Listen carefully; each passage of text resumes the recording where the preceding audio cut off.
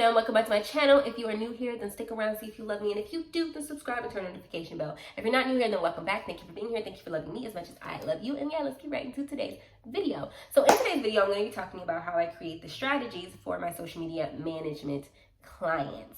I get asked this question all the time, especially on Twitter and from my clients, like how do you come up with the strategies? How do you come up with the things that's going to create the growth and the community building? For those of you that do not know, I am a social media manager. I both run a social media management business of my own, and on top of that, I work full-time as a social media marketing manager for a company. So social media is kind of my thing, and I'm all about organic growth, community building, making connections, and doing it. I know that there's paid ads, there's other types of digital marketing, but I kind of focus on the social media community building part of that. So that's kind of what I do.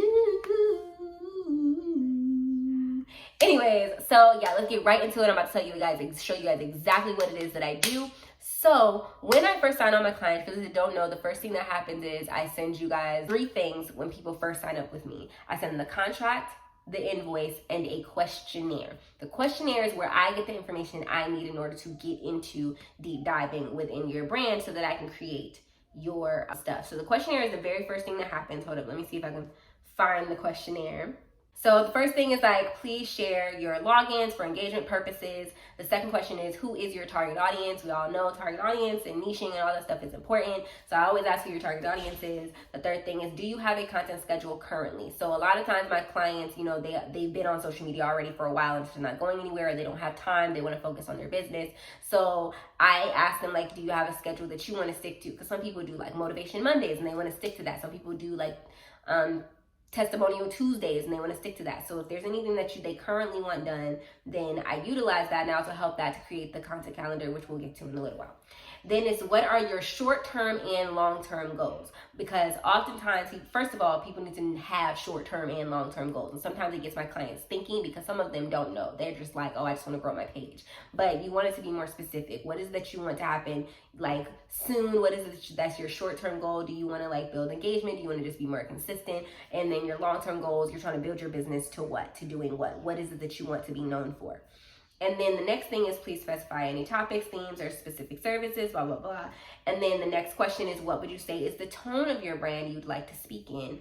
And then I ask, I feel like I'm going through these kind of fast, but I'm trying to just show you guys where I get started and where all my information comes from when I'm creating content for my brand. So these are questions that you should definitely ask yourself if you're trying to do this type of thing, create a strategy for yourself. Ask yourself these questions. Drop the names of any accounts you'd like to emulate or you like their style. So basically, so that I can get an inspiration of what vibe you like, I ask for a few social media pages that you already like, and you're I like their style, I like their vibe, I like the vibe that they give. Hold on, I realized that my buddy is not sitting up with me. Sit up with me, buddy. Come on, man. Get your life together. What's going on here? Sit back. Have some respect for yourself. Get your legs. Anyway, so I asked about that, and then any other comments that they have, and then branding, logos, all that good stuff. So that is the questionnaire that I start with, because this is basically is going to give me the starting point for what it is that their brand does. In our discovery call, we already talk about what your business is, what your brand is, and what you're about, and all that good stuff. And that is written down. I have an entire note-keeping thing that I do so that I keep track of all of that. The very next step is to do target and competition research. So this is something that is basically me going in, utilizing hashtags, Google research, blog posts, industry news, all that kind of stuff to understand the brand that you're in a little bit more, especially your specific niche and industry. Because, for example, you could be a therapist, but if you're a therapist that focuses on grief counseling, that's a little bit different than a therapist that focuses on depression, chronic depression, or schizophrenia or something like that, or social anxiety. Those are all different industries. And so I get a good idea of who's posting what about it, what kind of stuff is going on with your competition, people who are similar to what you're trying to do and stuff like that, as well as what's going on in the news, what information is out there, what information is being given.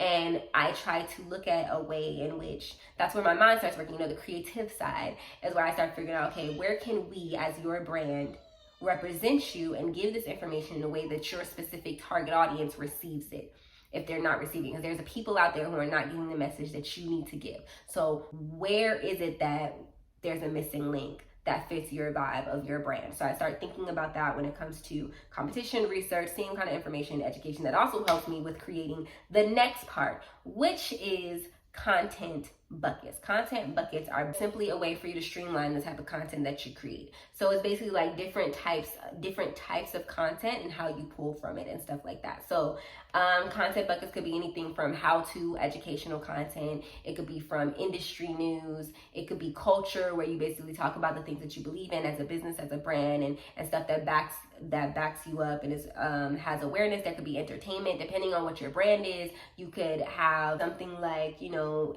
like something funny, or like memes, gifs, something that like fits your brand and it's funny, and it can be like educational and witty, but it fits the more entertainment. Like, this is something that's just going to get people laughing, get people going, while remaining interested in your niche, in your industry. Then there is the personal content bucket, and the personal content bucket will most likely be something where you're talking about your personal feelings, a personal struggle, something that's going on with you, how you experienced something specific in your industry. And sometimes it could just be you just being yourself, a lifestyle post, something like that. Not every brand needs to be just business all the time.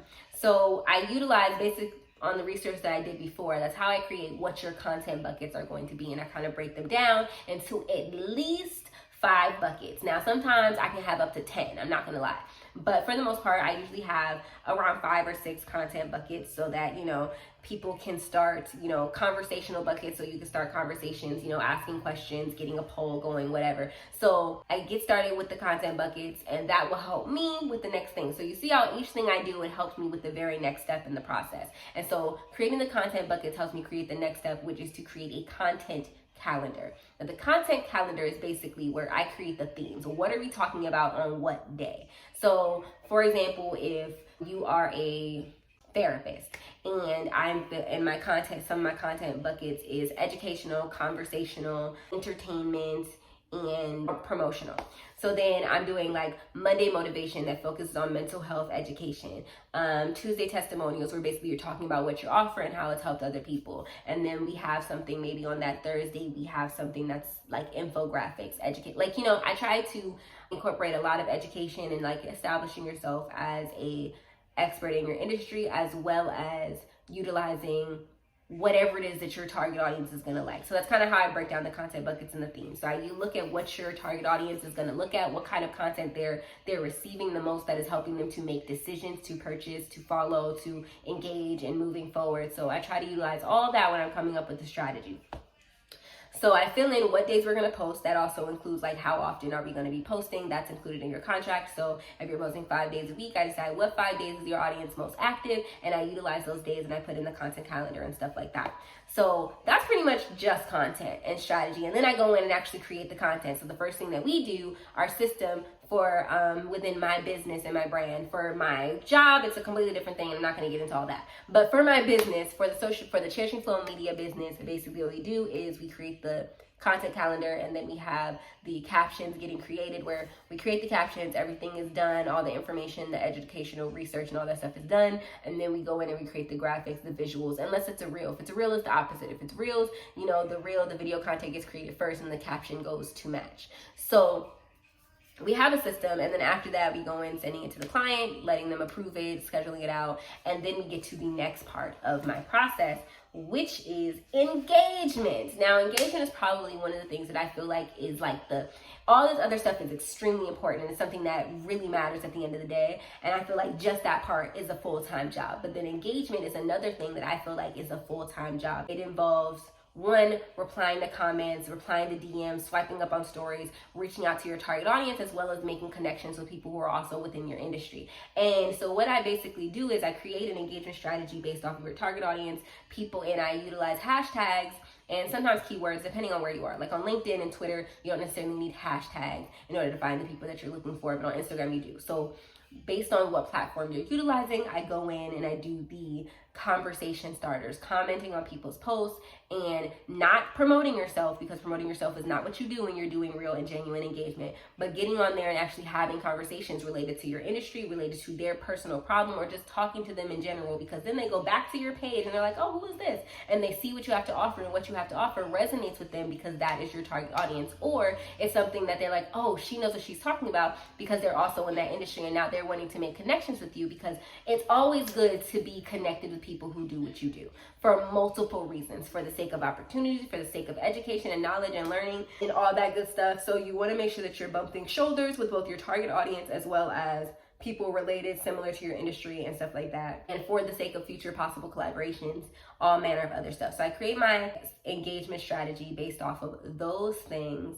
And the times also are included when people are the most active. I utilize when we should be engaging, who we should be engaging with, how long we should be engaging, which usually is dependent on the platform. But for most platforms, I would say anywhere between 30 minutes and an hour. If you're posting, I would say the best time to engage would probably be within 30 minutes to an hour of when you're posting that day. And that is mostly because of the fact that, one, it'll boost the chances of you getting engagement on that post.